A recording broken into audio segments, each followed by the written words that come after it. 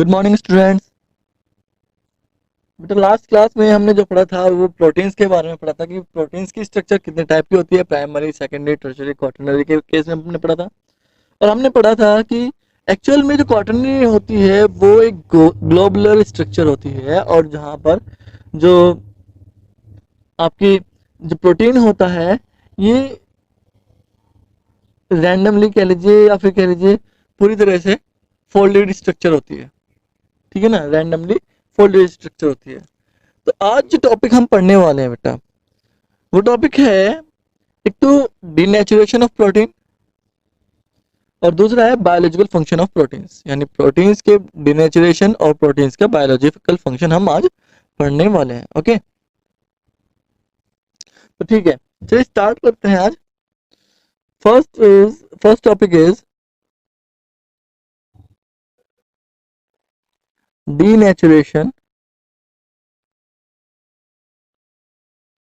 Of proteins. Proteins का denaturation.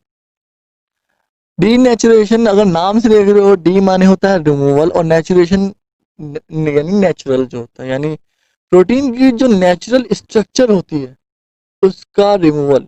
यानी protein की नेचुरल स्ट्रक्चर को हटाकर उसकी जगह दूसरी स्ट्रक्चर आना, दूसरी स्ट्रक्चर का बनना, ये डीनेचुरेशन कहलाता है। समझ में आ रही बात? देखो, जो फोल्डेड स्ट्रक्चर होती है, अगर मैं बात करता हूँ,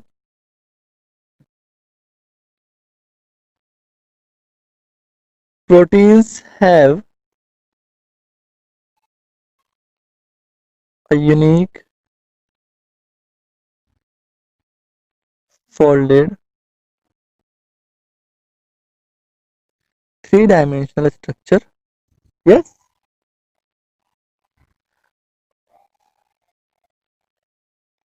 which is known as, जिसे हम क्या कहते हैं, which is known as native structure। ठीक है, इसे हम नेटिव स्ट्रक्चर कहते हैं, ये जो प्रोटीन हमें मिलता है। ओके, और ड्यू टू दिस, अगर हम इस स्ट्रक्चर के अकॉर्डिंग बात करते हैं, due to this these have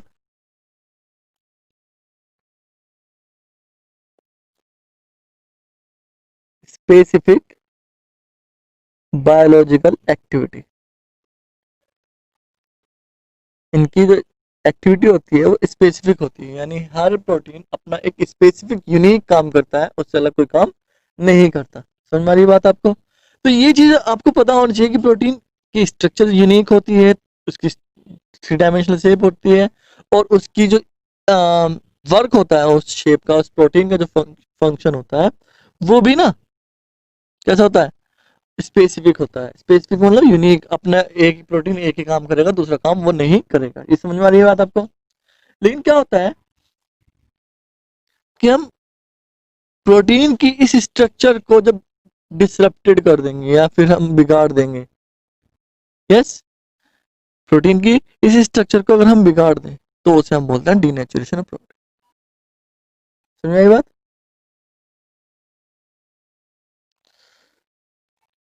अब देखिए डीनेचुरेशन प्रोटीन का आता है, this native structure which is, which मे भी कह लीजिए, विच कह लीजिए, globular, when disrupted by change in temperature, change in temperature और change in pH, तो क्या होगा?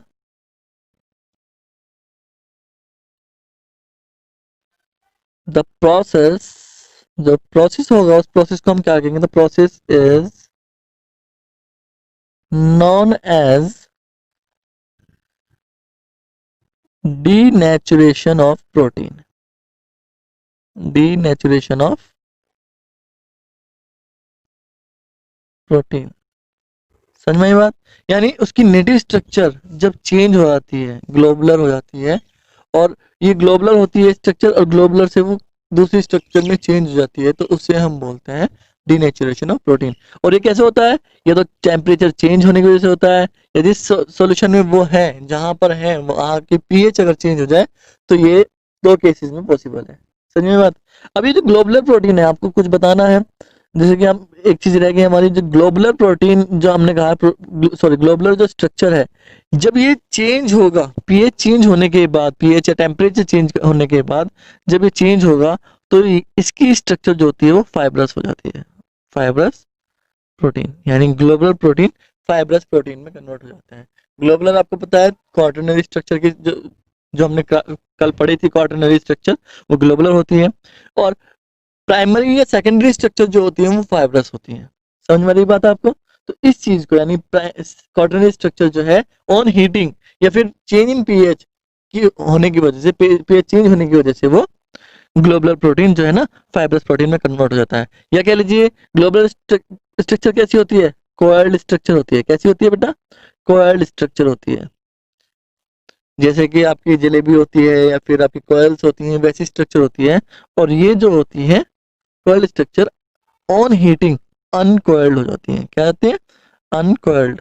अब इन अनकोएल्ड स्ट्रक्चर की को ही हम डीनेचुरेशन, यानी इस प्रोसेस को ही हम डीनेचुरेशन ऑफ प्रोटीन बोलते हैं। क्या बोलते हैं बेटा? Denaturation of protein. अरे बात समझ में आपको? ये चीज क्लियर है। तो ये जो फाइब्रस प्रोटीन होते हैं या ग्लोबुलर प्रोटीन होते हैं, इनकी अपनी अपनी अलग अलग प्रॉपर्टीज होती हैं। अलग अलग प्रॉपर्टीज पे हम पता कर सकते हैं कि ये जो आपका प्रोसेस हुआ है, ये डिनेचुरेशन है कि नहीं है। फॉर एग्जांपल, एग में एल्बुमिन नाम का एक प्रोटीन होता है जो ग्लोबुलर इन शेप होता है। क्या होता है? एग में एल्बुमिन प्रोटीन होता है जो ग्लोबुलर शेप का होता है। ठीक है ना? इसकी शेप कैसी होती है? Globular shape. अब ये जो ग्लोबुलर शेप है, जब हम एग को बॉयल करते हैं, उबालते हैं, तो ये फाइब्रस में कन्वर्ट हो जाता है। ग्लोबुलर था, सोल्यूबल था, लिक्विड फॉर्म में था, लेकिन जैसे ही वो हीट करते हैं तो फाइब्रस में चेंज हो जाता है और वो इनसोल्यूबल हो जाता है। फाइब्रस कैसे हो जाता है? इनसोल्यूबल हो जाता है। तो हमें पता चल जाता है कि आपका डिनेचुरेशन हुआ है कि नहीं है। समझ में आ रही बात? This is the most common example. या फिर आप नेक्स्ट एग्जाम्पल ले लीजिए, कर्डिंग ऑफ मिल्क ले लीजिए। क्या ले लीजिए? कर्डिंग ऑफ मिल्क ले लीजिए। कर्डिंग ऑफ मिल्क। बेटा, मिल्क जब कर्ड में कन्वर्ट हो जाता है तो वो भी इनसॉल्युबल, या कह लीजिए डीनेचुरेशन ऑफ प्रोटीन की वजह से होता है। किसकी वजह से होता है? डीनेचुरेशन ऑफ प्रोटीन की वजह से होता है।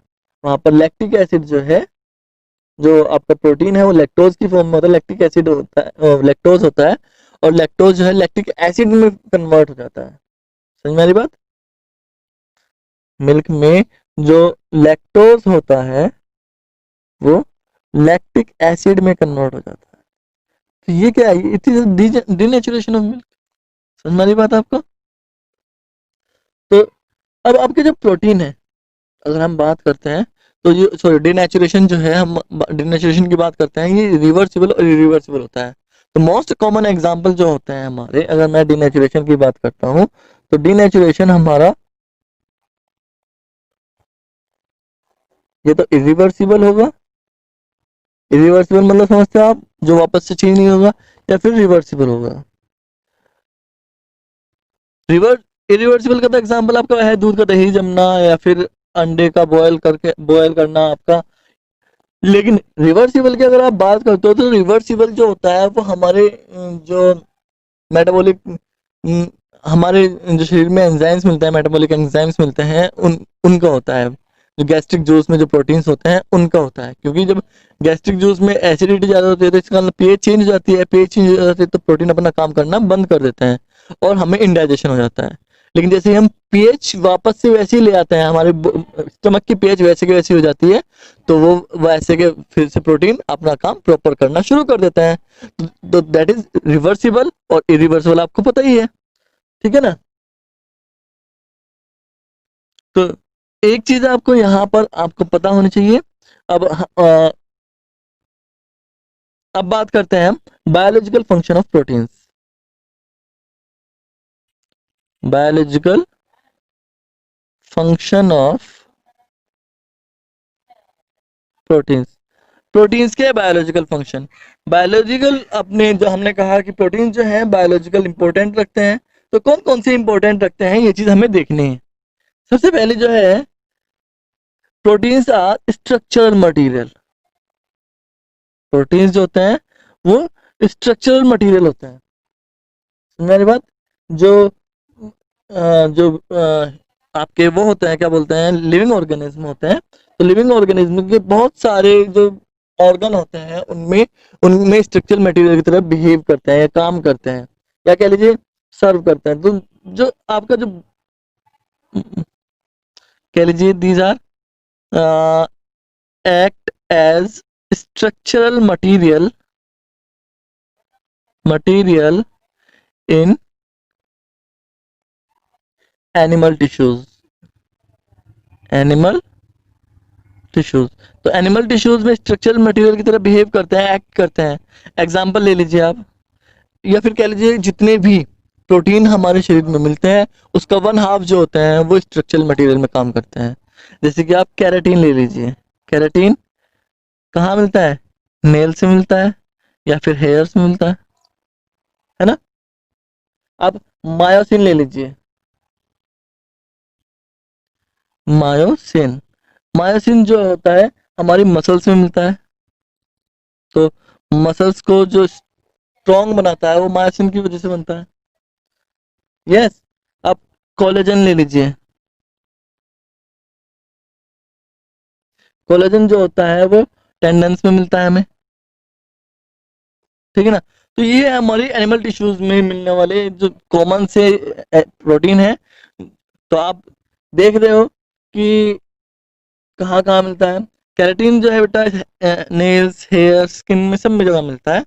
तो फर्स्ट स्ट्रक्चर मटेरियल हो गया आपका। सेकंड के बारे में बात करें तो ट्रांसपोर्ट एजेंट की तरह बिहेव करते हैं। दीज एक्ट एंड ट्रांसपोर्ट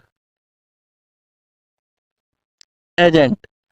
ये ट्रांसपोर्ट एजेंट की तरह बिहेव करता है, यानी ये हमारे शरीर में बहुत सारी जो चीजें होती हैं या फिर जो एक जगह से दूसरी जगह पहुंचाते हैं, जैसे कि ऑक्सीजन। फॉर एग्जांपल आप हीमोग्लोबिन ले लीजिए।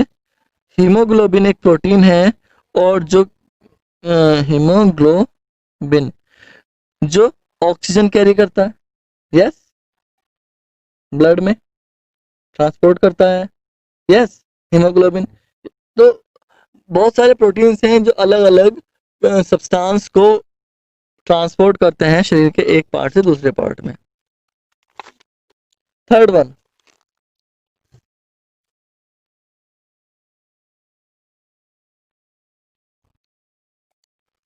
एंजाइम्स। एंजाइम्स के बारे में हमने बहुत जगह पढ़ा है बेटा, और एंजाइम्स जो है वो भी एक तरह के प्रोटीन होते हैं। एंजाइम्स जो होते हैं वो एक तरह के प्रोटीन होते हैं। और एंजाइम का काम क्या होता है? ये हमारी जो मेटाबॉलिकल केमिकल रिएक्शंस हैं उन्हें उनमें कैटलिस्ट की तरह बिहेव करते हैं। कह लीजिए act as catalyst in metabolic chemical reactions. Okay, तो एंजाइम की तरह बिहेव करते हैं। Next, metabolic regulator also. Metabolic regulators also. Metabolic regulators यानी कुछ प्रोटीन ऐसे होते हैं हमारे बेटा जो हमारे शरीर में जो चीजें होती हैं या और सब्सटेंस होते हैं उनकी रेगुलेटर में काम करते हैं, उनके रेगुलेशंस में काम करते हैं। फॉर एग्जांपल हमने पढ़ा था कि प्रोटीन की डेफिशिएंसी की वजह से क्वाशियोकोर एक डेफिशिएंसी होती है जो वाटर बैलेंस की जिसकी वजह से वाटर जो हमारी बॉडी का वाटर बैलेंस डिस्टर्ब हो जाता है। तो इसका मतलब क्या हुआ, हमारी बॉडी में जो वाटर बैलेंस करते हैं वो कौन करते हैं, प्रोटीन्स करते हैं। ऐसे ही आप एग्जांपल ले लो इंसुलिन का। किसका बेटा, इंसुलिन का। ये हार्मोन है, प्रोटीन हार्मोन होता है इंसुलिन, जो ब्लड में शुगर, जो हमारे ब्लड में शुगर लेवल को मेंटेन करता है। क्या करता है, maintain sugar level in blood, blood में शुगर लेवल को मेंटेन करता है। जो कितना होना चाहिए बेटा, वो होना चाहिए 60 to 100 मिलीग्राम पर ml ऑफ ब्लड। ये इतना होना चाहिए 60 to 100। अगर इससे कम होता है और इससे ज्यादा होता है तो हम बोलते हैं डायबिटीज। जो पेशेंट है, जो इफेक्टेड पर्सन है, उसे डायबिटीज हो गई है। समझ में आ रही बात आपको?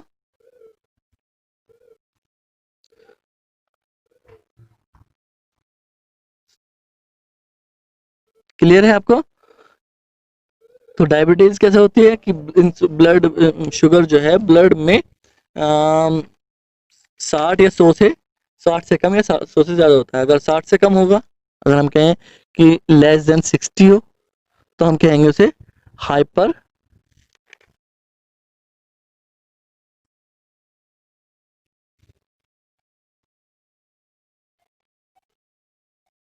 लेस देन 60 होगा तो उसे हम बोलेंगे हाइपोग्लेशिया ग्लेशमिया।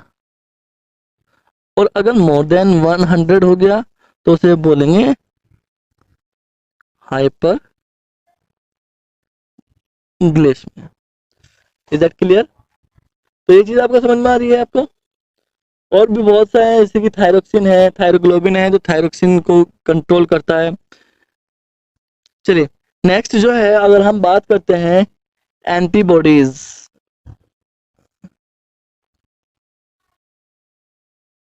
एंटीबॉडीज की तरह बिहेव करते हैं। क्या होता है बेटा, जब हमारे शरीर में कोई वायरस या बैक्टीरिया एंटर करता है तो वो जो ना एक तरह की स्ट्रक्चर, कुछ तरह की स्ट्रक्चर, स्पेशल काइंड की स्ट्रक्चर्स का फॉर्मेशन करता है, जिन्हें हम एंटीजेंस बोलते हैं। क्या बोलते हैं, एंटीजेंस बोलते हैं। और वो और क्या होता है, उसके रेस्पेक्ट में या उसके अगेंस्ट हमारे शरीर के कुछ प्रोटीन्स होते हैं। हमारे शरीर कुछ प्रोटीन बनाता है, उन प्रोटीन्स को हम एंटीबॉडी बोलते हैं। एंटीबॉडी एंटीजन से मिलकर केमिकली इंटरेक्ट करते हैं और इंटरेक्ट करने के बाद एंटीजेंस को किल कर देते हैं। तो इस तरह हम बीमारी से बच जाते हैं। समझ में आ रही बात आपको? तो एंटीबॉडीज क्या होता है, द प्रोटीन्स। अगर मैं एंटीबॉडीज को कहूँ कि भाई एंटीबॉडीज क्या होते हैं, तो these are the proteins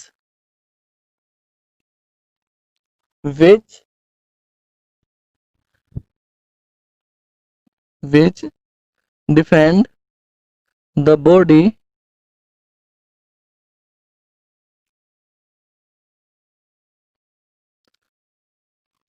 against the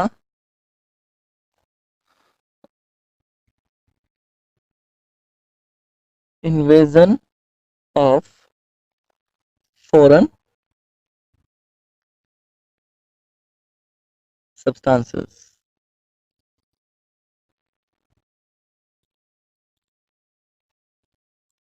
ठीक है ना? ऐसे प्रोटीन जो हमारी बॉडी को डिफेंड करते हैं फॉरेन सब्सटेंसेस से, लाइक वायरस और लाइक बैक्टीरिया एक्सेट्रा। ठीक है? तो ये चीज जो है इन्फेक्शन, इन चीजों की इन्फेक्शन से हमें बचाती है एंटीबॉडीज जो है। तो मैं आपको फिर से बता रहा हूँ, जब ये फॉरेन सब्सटेंस जो हमारे शरीर में एंटर करते हैं, एंटर करने के बाद ये कुछ फॉरेन सब्सटेंस जो होंगे एंटीजेंस को रिलीज करेंगे। किसे रिलीज करेंगे? Release antigens. वायरस और बैक्टीरिया एंटीजेंस को रिलीज करते हैं और हमारी बॉडी इनके अगेंस्ट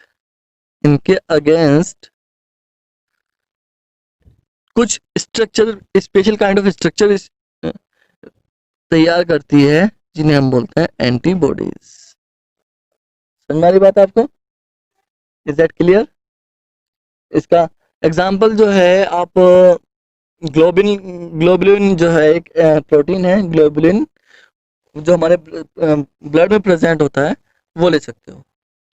तो these are the biological, this is the biological function of proteins. बाकी हम नेक्स्ट क्लास में करेंगे। Thank you.